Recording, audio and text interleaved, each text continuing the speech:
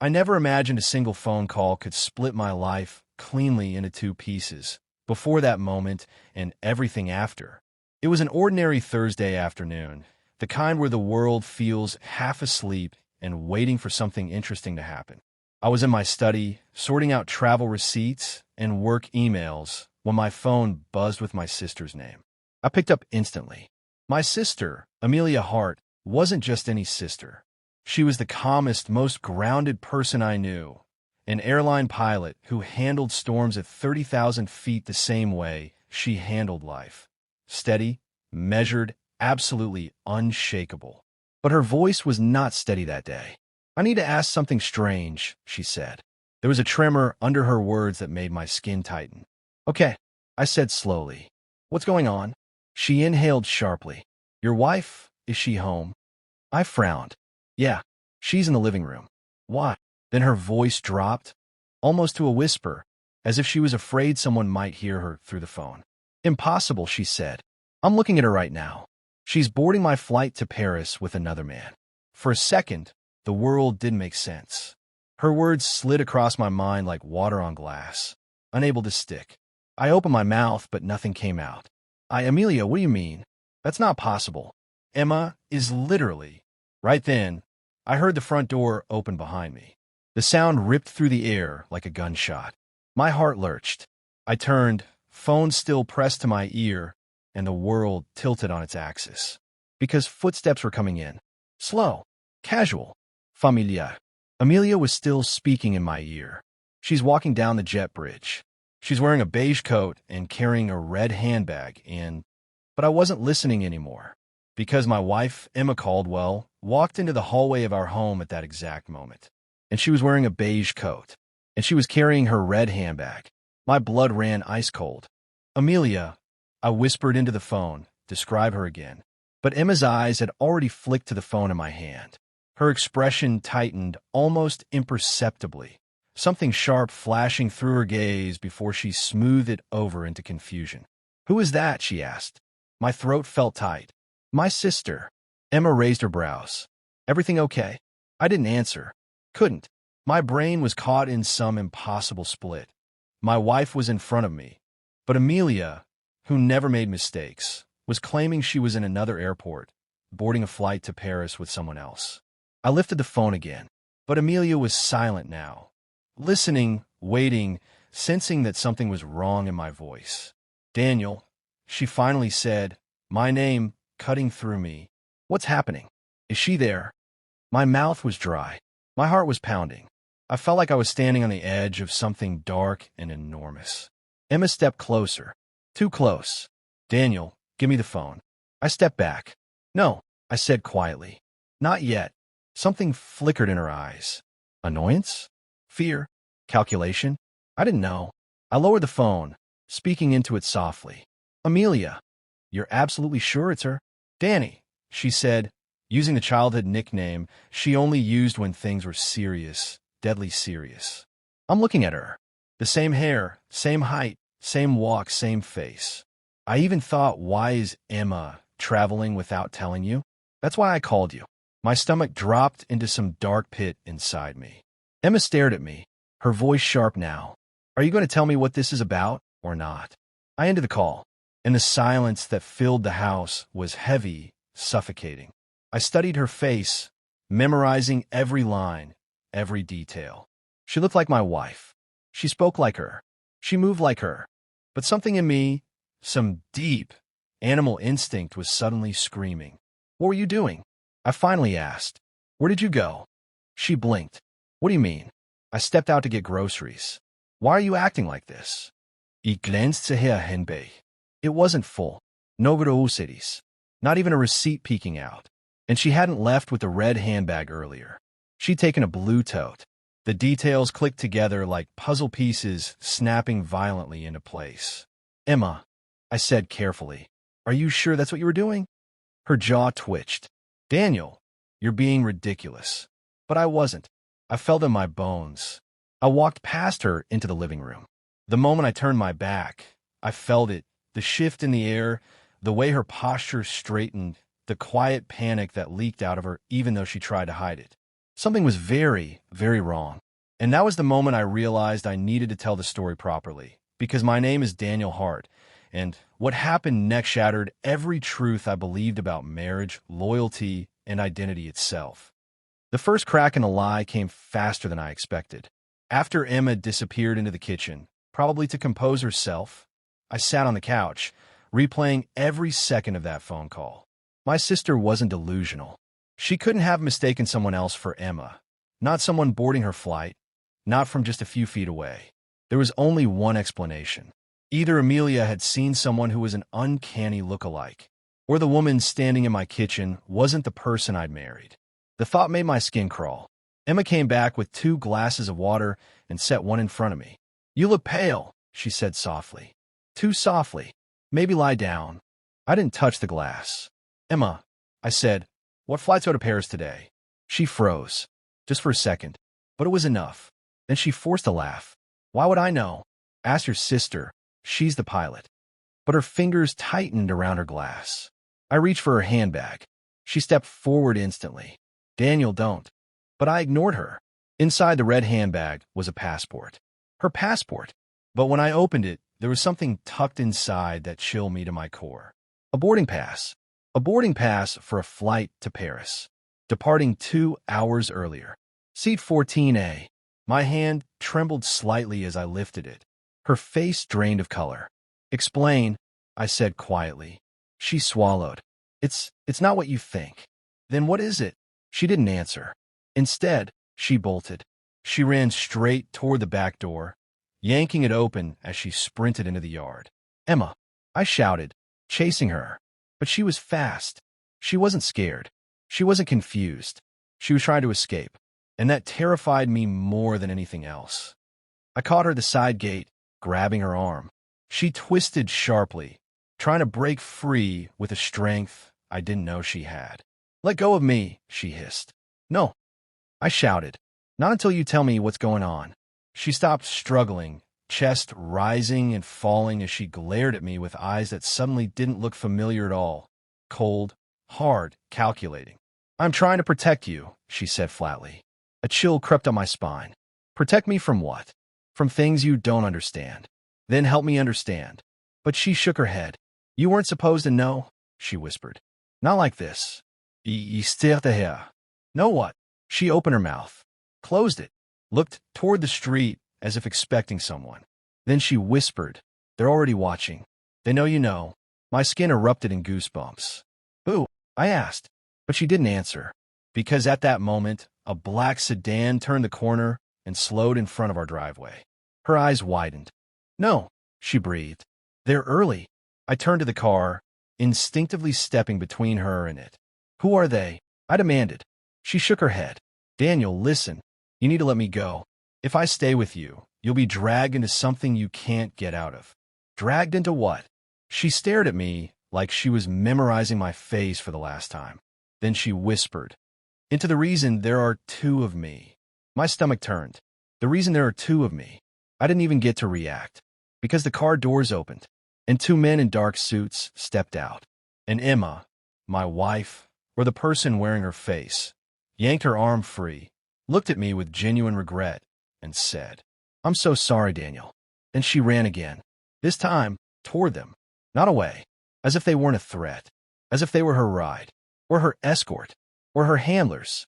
I didn't know what they were. I only knew they weren't surprised to see her, but they were surprised to see me chasing her. One of them shouted, "Stop! Get back inside!" The other pulled something from his jacket, and that's when I ran. Not toward them, not toward her. I ran back inside the house and locked the door. My hands were shaking. My breath was unsteady. And for the first time in years, I felt fear that was raw and primal. Because I realized the truth. No matter what she looked like, no matter how much she sounded like my wife, the woman I had married, the woman I had loved for 8 years, was hiding something enormous. Something dangerous. Something that had finally caught up to her. And I was now caught with her, whether I wanted to be or not. I stayed by the window, peering carefully through the blinds. The men didn't approach the house. They didn't shout or threaten. Instead, they followed her to the car, speaking rapidly. She gestured, frantic, pointing back toward the house, toward me. Then all three of them climbed into the sedan. The car sped away, and with it, my sense of safety. I sank onto the couch, adrenaline shaking through me. I had a boarding pass, a sister's eyewitness, a fleeing wife, and a group of men whose presence made her run toward them instead of away. Nothing made sense. Nothing felt real. But the truth was clear. I couldn't pretend I didn't know anymore. Whatever this was, whatever she was involved in, whatever secret she had been hiding, I was already inside it now. And there was no turning back. I didn't move from the couch for a long time. The house felt wrong. Too quiet, too still, as if the walls themselves were holding their breath, waiting for something else to break. My fingers kept brushing the edge of the boarding pass, the paper softening where my grip tightened again and again. Paris. Seat 14A. A flight she was supposed to be on 2 hours earlier. A flight my sister swore she saw her board. Yet she had walked through her front door. Had she doubled back? Evaded someone? Been replaced? Or were there really two versions of her? I didn't know, but I needed answers. The silence pressed in harder, suffocating, and suddenly I couldn't sit still anymore. I stood up, pacing, my mind clawing through every memory of our marriage, frantic for clues I had never noticed. Had she always been this secretive? Had her smiles masked something else? Had there been signs, tiny, invisible signals, that the woman I loved was living a double life? I moved into our bedroom, searching the closet. Her clothes were there, neatly arranged, shoes lined in rows. The soft perfume of her lavender sachets hung in the air. Everything looked normal, familiar. Too familiar. Nothing in the room hinted at a woman who fled with men in dark suits. But the handbag did. I returned to the living room and emptied it completely. Lipstick, wallet, passport, boarding pass, a small black key with no markings, a folded piece of paper. At first I thought it was blank, but when I held it up to the lamp, faint writing appeared, pressed into the paper as if someone had written on top of it. I tilted it, reading the indents. Get to the locker before they do. Do not trust anyone. If he finds you, run. I stared at the words until they blurred. My mouth went dry. Before who finds me? Who were they? My phone buzzed suddenly, making me jump so violently I dropped the paper. It was Amelia. Daniel, she said the moment I picked up, her voice tight with fear. My flight just landed in Paris. And Danny, I don't know what's happening. Her breath hitched. She's here. My heart slammed against my ribs. Who? Emma, she whispered. She was in seat 14A. The same coat, same handbag, everything. I talked to her. She acted confused when I mentioned you, like she didn't know who you were. My blood froze. My sister kept speaking. Daniel, I don't know who you have at your house, but the woman on my flight, she is definitely your wife. I stared at the empty hallway where the other Emma had stood hours earlier. Two of her, not metaphorically, literally. I need you to come home, I whispered to my sister. Immediately. I can't, she said. I'm grounded for a layover for the night. But Daniel, listen, that woman on my flight, she left with someone at the airport. A man, tall, blonde, maybe mid-40s. He seemed angry she flew. I rubbed my forehead. Angry. It looked like he wanted her somewhere else. He grabbed her arm. She tried to pull away. Daniel, I think she's in danger. I closed my eyes, fighting nausea. Two versions of my wife. One here, one in Paris. One running, one being dragged. Something larger than betrayal, larger than marriage trouble, larger than anything I'd ever imagined, was unfolding around me. Amelia, I said quietly.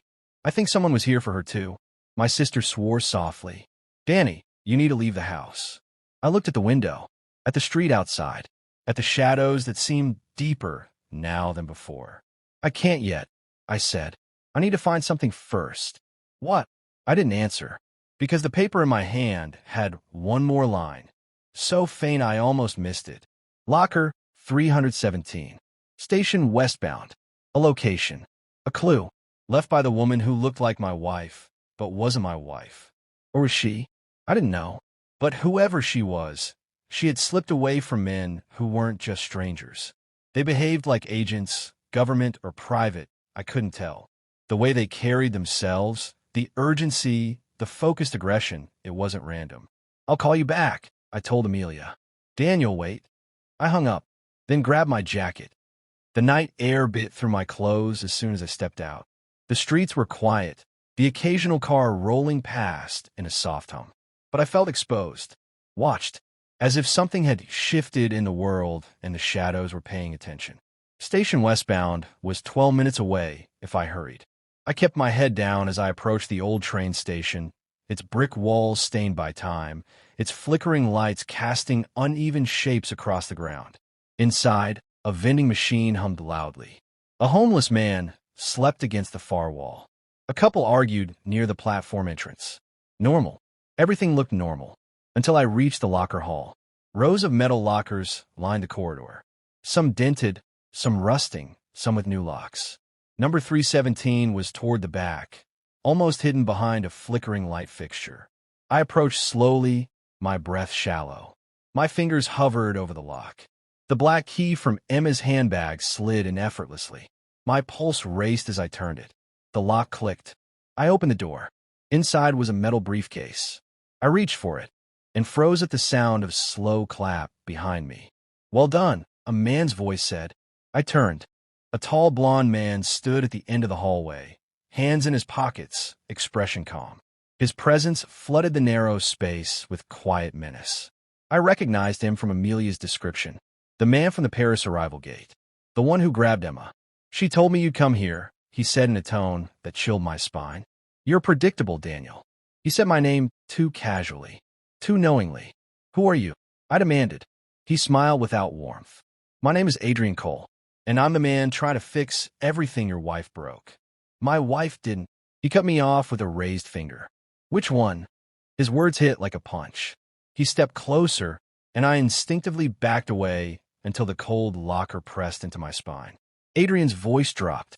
There were never supposed to be two. She miscalculated. She always miscalculates when it comes to you. My throat tightened. "What do you want with her?" He looked almost amused. "Both of them? Or just the one who still loves you?" My breath faltered. "What do you mean?" He sighed, as if bored with my slowness. "You honestly think the one living in your house is your original wife?" He leaned in slightly. "Open the case." "No." He chuckled. "You're not in a position to refuse." I grabbed the case quickly, stepping back, clutching it to my chest. "You take one step toward me," I warned. "I will scream this station down." He shook his head. "I don't think you understand. You're already involved. There is no going back. And the longer you cling to your little illusions, the more danger you're in. I'm not giving this to you. You don't even know what it is." "Neither do you," I lied. He smiled. "I designed it. That stopped me cold." Adrian extended a hand. "Give me the case, Daniel. Before this gets messy." My pulse hammered. Every instinct screamed to run. So I did. I sprinted past him, shoving him aside, racing toward the exit. He grabbed my coat, but I twisted, slipping free, bolting up the stairs and out into the cold night.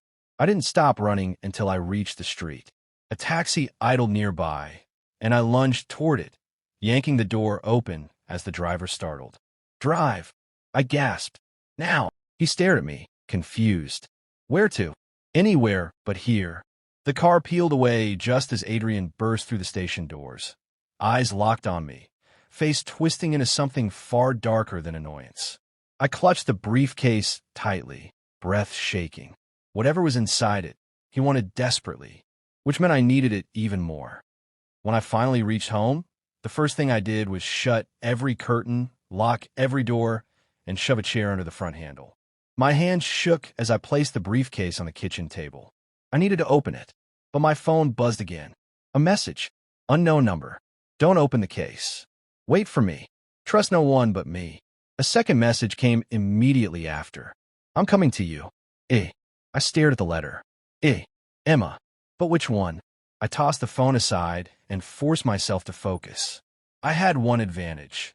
Curiosity outweighed fear now. I clicked open the case. Inside was a hard drive. Just a single hard drive. Thick. Matte black. No laves. On top of it, a note. "For Daniel. If you're reading this, everything has gone wrong." The handwriting was Emma's. My Emma's. The Emma I married. My breath caught. I unfolded the note. "They lied to you. They lied to me. He will tell you I'm dangerous. He will tell you I broke something. Don't believe him. Believe what you know about me. I did everything to keep you out of this, but they made another version of me. A copy. A replica. She doesn't know she's not real, but she wants your life. She wants to replace me. I don't know who you have at home, but she is not me. My vision blurred. Please, Daniel, don't let them take the drive. It's the proof of everything they did. The proof of who is real. Keep it safe until I reach you. I read the last line 3 times before it truly hit.